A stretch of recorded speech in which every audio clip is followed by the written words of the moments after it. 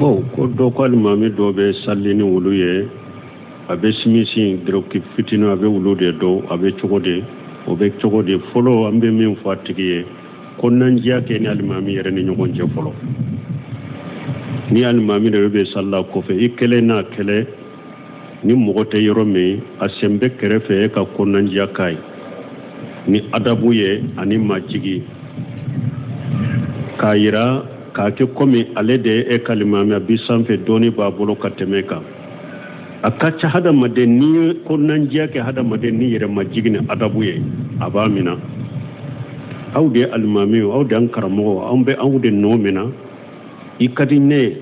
balma de islamiya la ikadine mba fe tiala ikafinu ku sanse ni bena saliro la ikafini dafale ndo de kadine ntafe mo ka fe mfuye ni mo ye afo e ko fe ko ibe taben toro mba fe ni bena ni fini nyuma ni fini dafale ngana saliro la wode kadine akacha ala fe ni fo mo ba mina aya kunanjiya ke mo ye folo sani nyin kali chama inkana chiden de ne fo adinu nasiha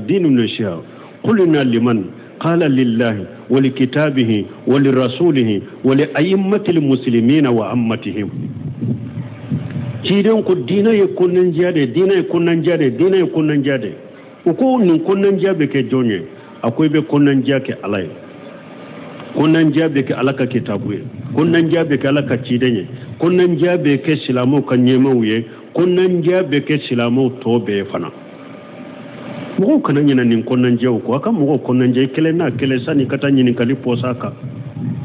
parce que nyinin kali sugu dobe ube mdoni ka bawo nyinin ka pura kan nin jabe kata adya yere makindime boala ante nyinin kali sugu feo an sigilente kwamban dimi bo mugo sila an sigilendo de kalaka dina de bange ka ciden ka sunna de bange mais ante dimi bo yorola ube do ba soro mogo do be akalla halaye yoro chogo ya doye asigilembe jamai na etado ube nyinin kalim posaka pour e ka nyinin kalim jaba tigika aleka dimi ka bo tigila nte ala deli akalla nyini mogo kala nyini ka ken mais aya yire kolosinunna cheikh salih fawzan de la ka fo akun nyinin kalim posera lela ni nyinin kalim kunye ki dimi bo mogo de la ko ale to jabi konne ayo do ko to jabi donc hada me de nyugona hada ma de nyugona silama konnan jade ke katuma ibe hera min kani yere ye jinya anilla gara ode kanu balima silama akakkan jawbe donc o lambina kanyin kali jabuma ala ko qur'ana kuno ya bani adama kudu ji'inatakum inda kulli masjid yani inda kulli sala ala ko hada ma de salliro ikam masiruta mana ibe jamana min kono fini mununye uka silama finu dafalenye mugoni ukata salliro la kuma mana alimami ode kanyi mais ni mugo koni sallira lawra sutura ale yesimisi munune fantalo munun fo na kala lawra te kenema lawra sutura yara aka salli sahalendero salli saratina sahane sahabale be lawla sutura bal yarre bolo ce kal lawra re kata bara fu akumbele ni o sutura lendo kaba lawra sutura lendo aka salli ka kena ka salli sahalendo mais ambe min fo aka fini nyumondo kasilama masiri fini dafale undi silamiya masiri fini undo kana saliro la wode kanyu wa alaikum salam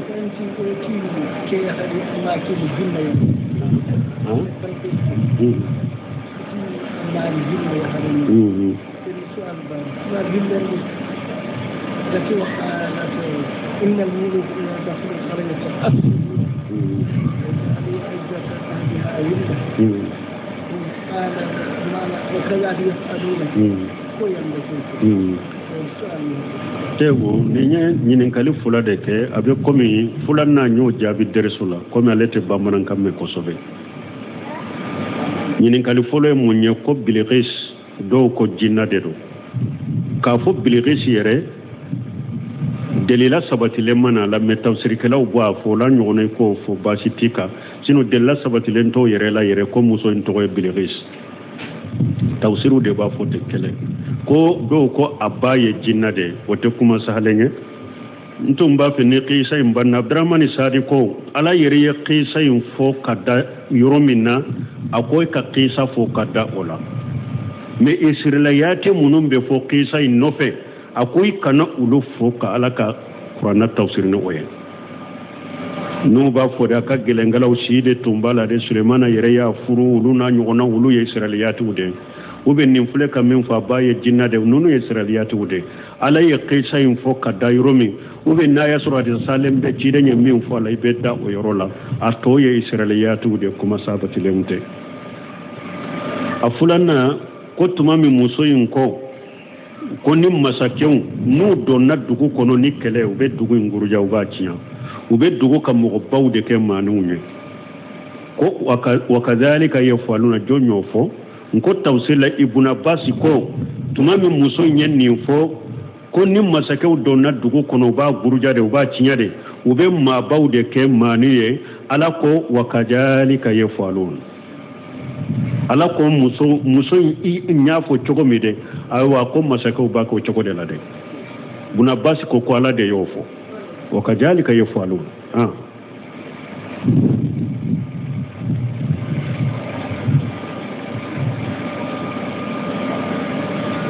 chile balinga ko angana pena mo ni kala o namla don se andiye hayna o ani fa turi ani para namla andide amul do me ta yel mo ya wa be arabu jamala ko bon ko wa munu anyo fo hadisa la ci den ko kana faga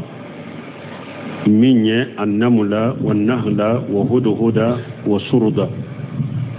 mana le kanyani yala kono fulai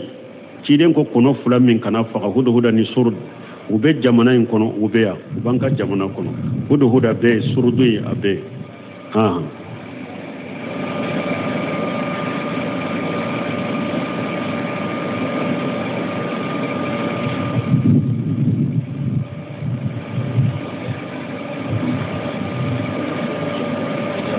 Waalaikum salam.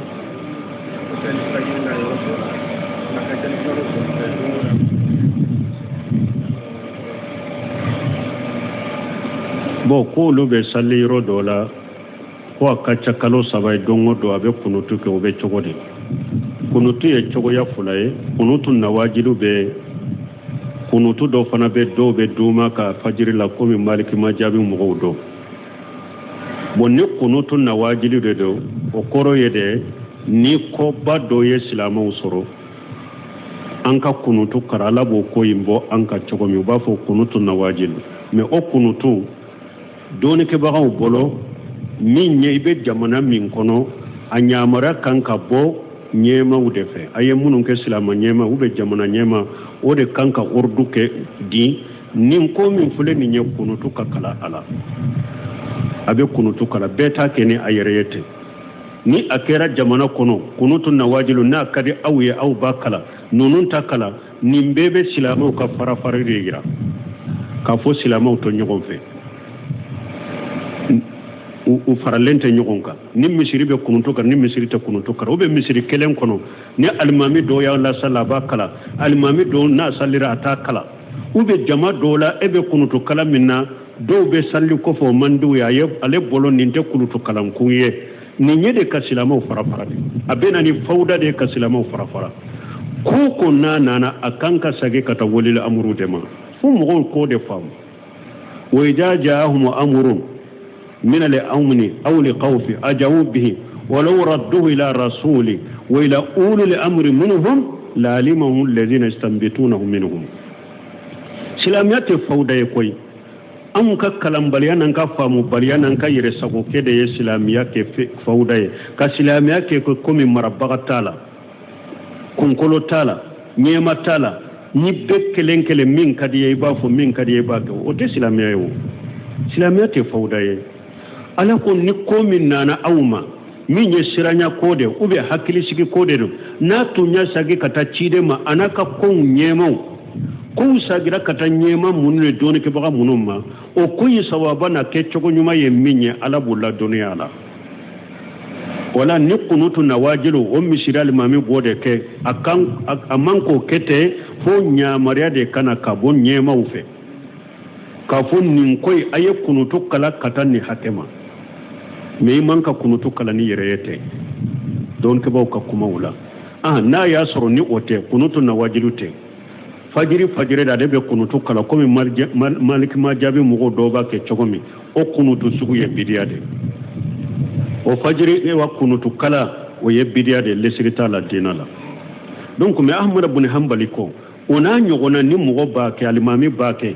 e ka salli ako ni salli yoro werete bolo e ka salli ako ka bidiya ba yereka ibe kunutun kala no fere be salla ko me aka bidiya imba ayereka alimami tugu nyogonya ani ni ewa abdullah ibn mas'ud kasiru minna de khilafu sar ebe salla ko me kunutu ka duma ka fajrila ko me abe majhan maliki mo do bolo chogomi o ye bidiya de ni kunutu na wajili de do nya ke do silamo be dogu minna o ke bagata le kele o nya mariya kan ka bonye mawde fo kabilala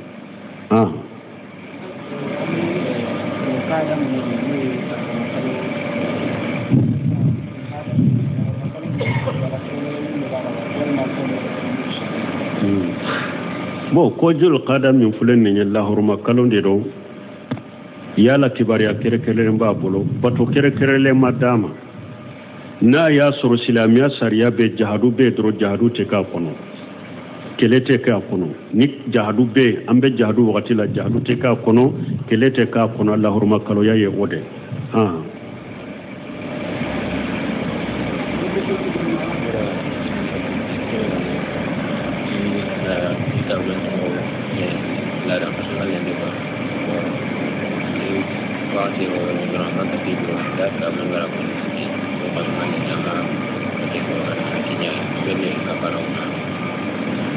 ba haketo ko mo dore ko tuma maleka muso tumbe kalo bola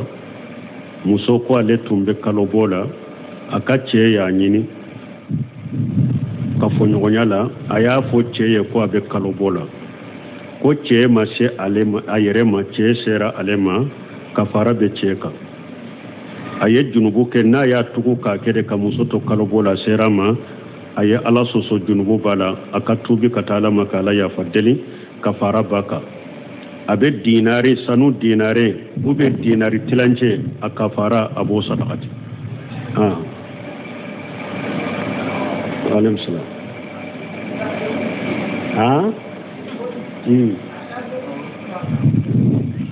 bon ko ka telefoni ka saraje misidi kurala ko be chogodi bon Cheikh Sal Fawzani nyinin karanina Ibn Usaymin nyirin karanin na kuto haramula ko yala haramu ka kura ki ka telefoni sarajala abe choboti ubu ko fimu fenye misiri ka kura ni silamau de ba sara bere na furo faranyon ka misiri ka kuran sara ka do kesi kono puru kuran ka sara o ye wo refude ate daga mo kelenka ika telefoni sarase ola fum misirin ka kesi kibariya a ube misirin ka konya kibariya be mugo munun bolo na ya sara uluma ujena naye ahaya ka telefoni sarase basitala men ni uluma jena ko akana sarase nyinin kalu yemin jabi ni na woyeninde misiri ka kura ki ka telefoni sarase ala misirin ka kibariya be mugo munun bolo ni aya nyinu fe uso ijena naye kwa ka telefoni sarashala basi tala akombe numa jenaye akanake ube ayire yado ni misiri kibariya be mugo munuma ayado kala halala ujenende naye ni mugo minye ka telefoni sarase basi tala abe dagi ka telefoni kala wala nyinin kari min jabira dro yoro yo misiri de misiri ka kesi na kan na folo wo fude misiri ka konya be munum bolo nu jenanaye aka telefonu saraje misiri ka kurala basitala nu ma jenaye akana sarase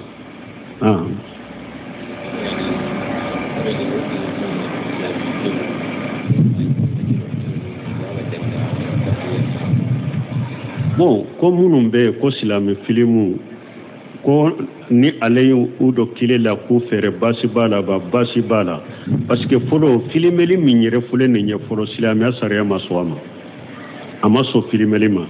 janko ni filimeli minkera ciden ka sebaw de kulu filime ube kan nabi nyumo ni ciden do filime o ye haramu ye o tɛ bɛn bon filimu ninnu fana filɛ a caman ye ngalon de ngalondilalenw de don n'u b'u dila donc misali la badiri ka filimu minnu filɛ nin ye ngalondilalen de don dɔw de bɛ taa a yɛrɛ kɛ kafiri dɔ ye dɔw b'a kɛ a yɛrɛ kɛ sɛba dɔ ye yusufu ninnu ka filimu minnu filɛ nin ye ngalondilalenw de don donc filimu ye haramu de filimɛli ye haramu de janko ni mɔgɔ min ka filimɛli sera nabi ɲumanw ni cidenw de ma ani ala ka mɔgɔ ɲumanw o ye haramu ye ka fɔlɔ ɛwa filimu yɛrɛ ye tiyatiri ni ngalon de ye a lajɛli tɛ bɛn a tɛ bɛn mɔgɔ ka ninnu fɛrɛ mɔgɔ ma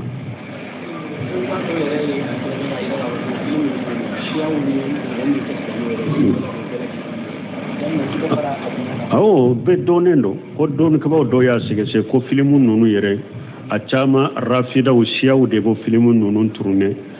pour u bɛ silamɛya tɔgɔ tiɲɛ cogo min ka tilongo kɛ ni silamɛya cogo min o bɛɛ b'a la waati sera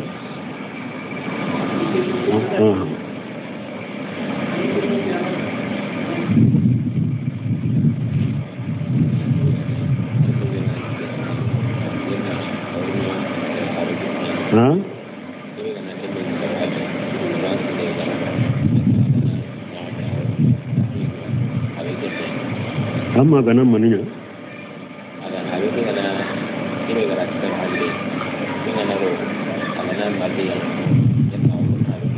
bon nonu ɲininkali ye nunu pereperela tigɛra ka mɛn ka caya ko ni ewa den min n'a ma sɔrɔ furu la a ma sɔrɔ silamɛya furu la e n'a ba ye tilonkɛ de kɛ jɛnɛya de k'a ye den sɔrɔ ye o kɔfɛ i ye ba furu o den bɛ don tiɲɛ la o tɛ don tiɲɛ la dɔnnikɛbaw bɛɛ de bɛnnen bɛ o tɛ don tiɲɛ la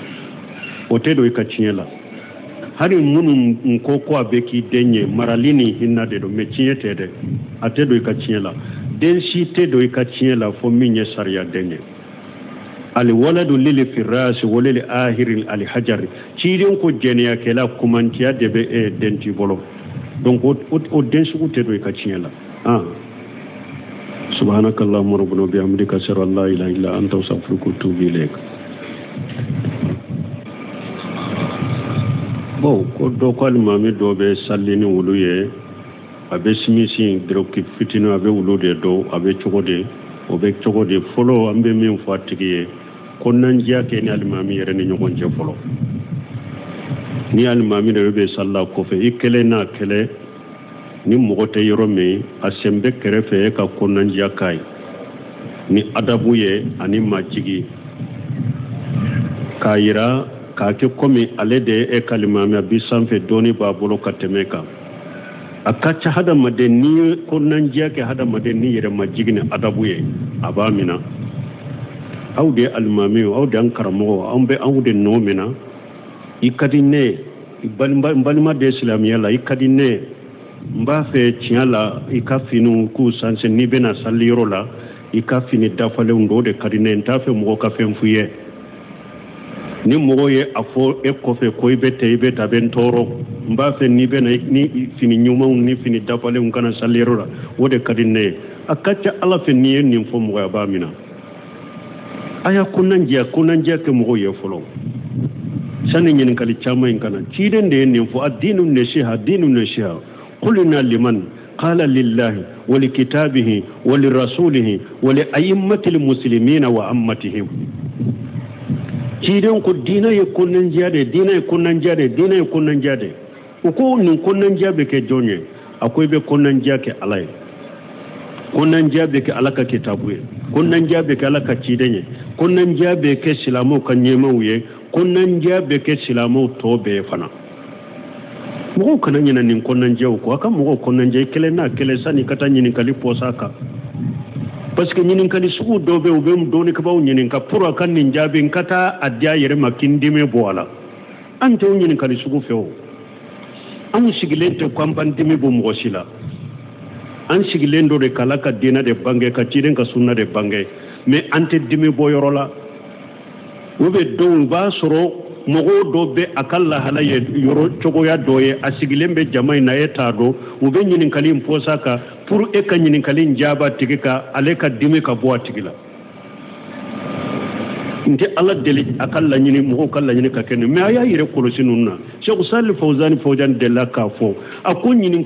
kali posera lela ni nyini kali kunye ki dimi bo mo de la ko ale to jabi konni ayo do ko to jabi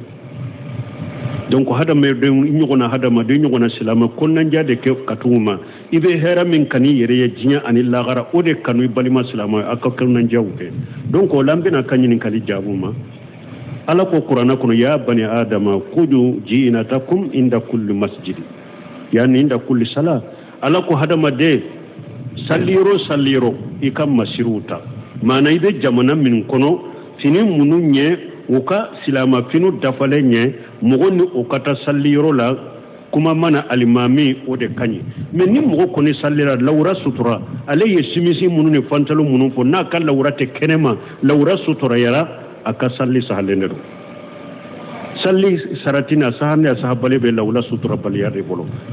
ce kan lawrare kata bara fu akumbele ni o sutura lendo kaba lawra sutura lendo aka salli ka kena aka salli sahalendo me ambe min fo